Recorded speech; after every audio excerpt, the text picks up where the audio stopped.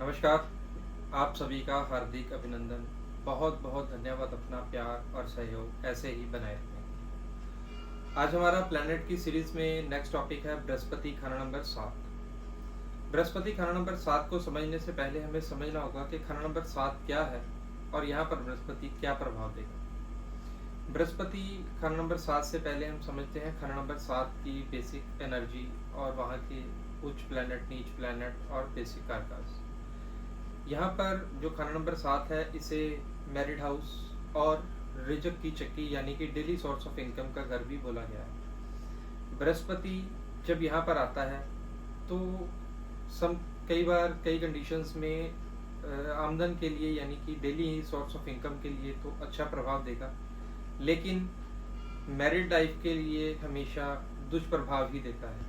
हालांकि वैदिक ज्योतिष में लिखा गया है कि केंद्र का बृहस्पति लाखों दोषों को दूर करता है, बट मैरिड लाइफ के लिए हमेशा आपको नेगेटिव सिम्टम्स ही देखने को मिलेंगी। लेकिन यह बात फीमेल चार्ट पर कभी भी लागू नहीं होती। खाना नंबर 7 में शनिदेव उच्च के होते हैं, सूर्य यहाँ पर नीच के माने जाते हैं, बुध और शुक्र यहाँ के कारक ग्रह हैं। बुध और शुक्र इसलिए क्योंकि जो रिजक की चक्की है वह दो पटों पर चलती है। जो नीचे का पत्थर होता है और ऊपर का पत्थर होता है उसे बुध और शुक्र की संज्ञा दी गई है, और जो हत्थी है वह शनि की मानी गई है, जिससे वह चक्की चलती है। यह 10वें से 10वां घर होने के कारण भी डेली सोर्स ऑफ इनकम का घर माना जाता है। बृहस्पति खाना नंबर 7 में अगर शुभ और नेक अवस्था में हो तो ऐसा जातक किसी धर्म स्थान का मुखिया या काफी बढ़ चढ़ कर भाग लेने वाला ऐसा इंसान देखा जाएगा कि शोभा यात्रा निकलती हैं, प्रभात फेरी निकलती हैं, ऐसे कामों में उसकी रुचि बहुत ज़्यादा होती है। बुध होने के कारण यहाँ पर उसे ऐसे धर्म संस्थाओं में फोटो खिंचवाने का बहुत शौक होगा। ऐसा जातक बहुत ही ईमानदार होता है अगर कहीं से उसकी जड़ों में कोई पापी ग्रह ना हो, क्योंकि बृहस्पति को देखने के लिए हमेशा जो मैंने आपको पहले रूल बताया खाना नंबर 2, 5, 9, 11 और 12, यह बृहस्पति की रूट्स है। इन घरों को भी देखना है कि यहाँ पर बृहस्पति के अगर शत्रु ग्रह आ गए तो यहाँ पर मंदा असर भी आ सकता है। आपको जो बृहस्पति खाना नंबर 7 के जो और नेक सिम्टम्स हैं वह क्या रहेंगे कि अगर बृहस्पति यहाँ पर नेक हो तो ऐसा जो जातक है वह बहुत ही मतलब दूसरों की मदद करने वाला, हेल्पफुल नेचर का, खुद चाहे भूखा रह ले दूसरे का दुख यह बंदा देख नहीं पाता। लेकिन मैरिड लाइफ के प्रोस्पेक्ट से ऐसा जातक घिरा ही रहता है और परेशान ही रहता है। आपसी मियाँ बीवी में इतना समन्वय नहीं होता, और कुछ धर्म में अगर इसकी रुचि बहुत ज़्यादा बढ़ जाए तो काफ़ी टाइम देखा गया है कि ऐसे जातक का डाइवोर्स तक होता पाया जाता है। अगर बृहस्पति खाना नंबर 7 में हो तो ऐसा जो जातक है अपने भाइयों से अमूमन दुखी ही रहता है। लाल किताब में एक लाइन लिखी गई है कि घर वाले ता गए देखन वसाखी, लाला जी बैठे घर दी रखवाली। कि यानी कि जो ऐसा जातक है घर के लिए हमेशा दूसरों की मदद करने वाला, अपने घर को तारने वाला होता है, कि घर के लिए बड़ा सिंसियर होता है, अपने कर्म वगैरह बहुत अच्छे करता है। ऐसे जातक को कभी भी जो साधु वगैरह होते हैं उनका साथ नहीं करना चाहिए। जो साधु चलते फिरते साधु, जो रमते जोगी होते हैं, उनका साथ ऐसे जातक को कभी भी नहीं रखना चाहिए। उसके लिए बहुत ही मंदा असर देखने को मिलेगा।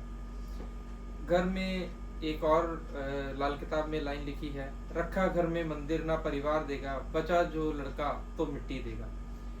कि ऐसे जातक को अगर घर में मंदिर स्थापित कर लेता है और बहुत ज़्यादा पूजा पाठ करता रहता है तो औलाद के लिए ऐसा जातक कई बार तरसता पाया गया है।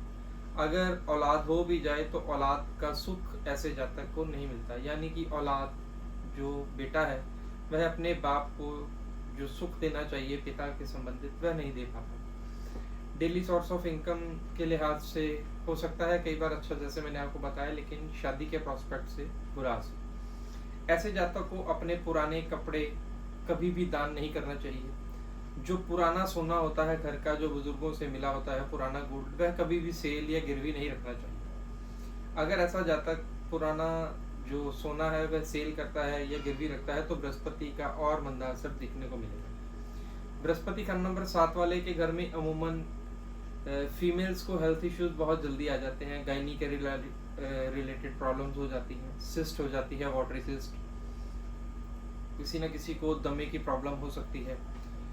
और ऐसा जातक जो है वह ज्योतिष में बहुत इंटरेस्ट लेता है, हो सकता है कि अच्छा ज्योतिषी भी हो, लेकिन फिर भी मैरिड लाइफ के लिए, जैसा कि मैंने आपको कहा, प्रॉब्लम्स देखने को मिलेंगी। टीचिंग जॉब इसके लिए बहुत अच्छी रहती है। ट्रैवलिंग के काम ऐसे जातक को बहुत फलते हैं।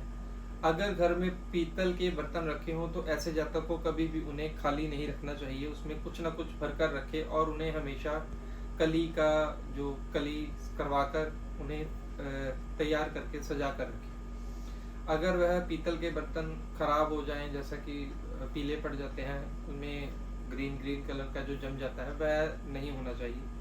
कली से हमेशा मांझ कर ऐसे उन पीतल के बर्तनों को रखना चाहिए और उसमें कुछ ना कुछ भर कर रखें। प्रिकॉशंस हैं कि यहाँ पर कई मेरे ज्योतिषी भाई बोल देते हैं कि मंदिर नहीं जाना। मंदिर जाने में कोई मनाही नहीं है, आप मंदिर जा सकते हैं, लेकिन किसी भी मूर्ति को स्पर्श नहीं करना, क्योंकि जो मूर्ति होती है प्राण प्रतिष्ठित मूर्ति, वह बुद्ध के अंतर्गत आती है। जब हम उस मूर्ति को छूते हैं तो बृहस्पति और बुद्ध मिल जाते हैं, जिससे मंदासर देखने को मिलता है। मंदिर जाइए, पूजा पाठ कीजिए, लेकिन किसी भी मूर्ति का स्पर्श मत कीजिए। जैसे मैं आपको बता रहा था कि वे फीमेल्स के रिगार्डिंग काफ़ी गायनी इश्यूज आपको देखने को मिलेंगे। जो वाइफ है उसको बहुत जल्दी ही कोई ना कोई यूरिन इन्फेक्शन, गॉल ब्लैडर के रिलेटेड प्रॉब्लम, और सबसे ज़्यादा मेजर जो प्रॉब्लम आती है वह डिस्क स्लिप की। किसी न किसी को डिस्क स्लिप हो जाती है, क्योंकि बृहस्पति की बलि का बकरा जो है वह केतु है, इसलिए यहाँ पर डिस्क के रिगार्डिंग प्रॉब्लम बहुत जल्दी आ जाती है। अब हम बात करेंगे बृहस्पति खाना नंबर 7 में हस्त रेखा पर कैसे हम देख सकते हैं। यदि दोनों हाथों की उंगलियों में 3 चक्र या 3 शंख हो, तब वह बृहस्पति खाना, या 3 सदफ हो या 3 खत हो, तो बृहस्पति खाना नंबर 7 के प्रभाव आपको देखने को मिलेंगे। संतान की जो यह रेखा होती है, इसके साथ ही जो शादी की रेखा है, अगर यह कटती हो, बृहस्पति 7 का फल जरूर देगी। मस्तिष्क रेखा जो है, इसके साथ जो है उम्र रेखा जो है, ये दोनों अगर जुड़ी ना हो, जैसे कि ये ज्वाइंट हो जाती जुड़ी हैं, अगर यह दोनों रेखाएं अलग अलग हो, जुड़ी ना हो, तो भी बृहस्पति खाना नंबर 7 का फल आपको हस्त रेखा में दिखाई देगा। बृहस्पति खाना नंबर 7 में आपको मेन प्रिकॉशंस मैंने बता दी कि आपको क्या करना है। अब हम बात करेंगे कि वास्तु के अकॉर्डिंगली बृहस्पति खाना नंबर 7 में आपको क्या प्रिकॉशंस रखने हैं। आपको साउथ वेस्ट और साउथ वेस्ट में बुध और शुक्र की चीजें खास करके नहीं रखनी। साउथ वेस्ट और साउथ वेस्ट में बुध और शुक्र की चीजें अगर आप प्लेस करेंगे तो आपका बृहस्पति खाना नंबर 7 का बैड इफेक्ट जरूर देखने को मिलेगा। कई बार हम देखते हैं कि कुंडली में ग्रह अच्छा पड़ा है, लेकिन हमने वास्तु के अकॉर्डिंगली वहां पर कोई चीज ऐसी प्लेस कर दी जो उसके बावजूद भी उसे खराब कर रहा है। इसलिए कुंडली और वास्तु को हमेशा ज्वाइन करके, इसीलिए लाल किताब में मकान कुंडली की इंपॉर्टेंस बहुत ज्यादा है। जातक के अकॉर्डिंगली वास्तु कैसा प्रभाव देगा, यह हमें जरूर देखना चाहिए। और खाना नंबर 7 के साथ साथ हमें ईस्ट डायरेक्शन को भी ध्यान में रखना है, क्योंकि लाल किताब का एक रूल है कि लगन का असर खाना नंबर 7 में आता है, 4 का असर 7 में जाता है। इसलिए हमें लगन मानी की ईस्ट डायरेक्शन, और वहां पर प्लेनेट है सूर्य और मंगल। सूर्य और मंगल के एंटी प्लैनेट्स की चीजें भी हमें लगन में नहीं रखनी। अगर आप बृहस्पति खाना नंबर 7 को ठीक करना चाहें तो ईस्ट डायरेक्शन में सूर्य और मंगल की चीजें उल्टा प्लेस करें। सूर्य और मंगल के एंटी प्लैनेट्स की चीजें ना रखें और सूर्य और मंगल की चीजें रखें, ताकि बृहस्पति को खाना नंबर 1 से मदद मिले और बृहस्पति अच्छा हो जाए। जब भी 3 नरग्रह हैं, यह सूर्य, मंगल और बृहस्पति तीनों मिल जाएंगे तो 3 शेरों की जोड़ी कहा गया है। ऐसे आप अपनी कुंडली को कस्टमाइज रेमेडीज के द्वारा ठीक कर सकते हैं। आप अपनी कुंडली विश्लेषण के लिए मेरे दिए हुए नंबर पर व्हाट्सएप कर सकते हैं, आपको डिटेल्स मिल जाएंगी। ऐसी ही और वीडियोस को देखने के लिए अपने इस चैनल को सब्सक्राइब करें, वीडियोस को मैक्सिमम शेयर कीजिए। Thank you so much for watching.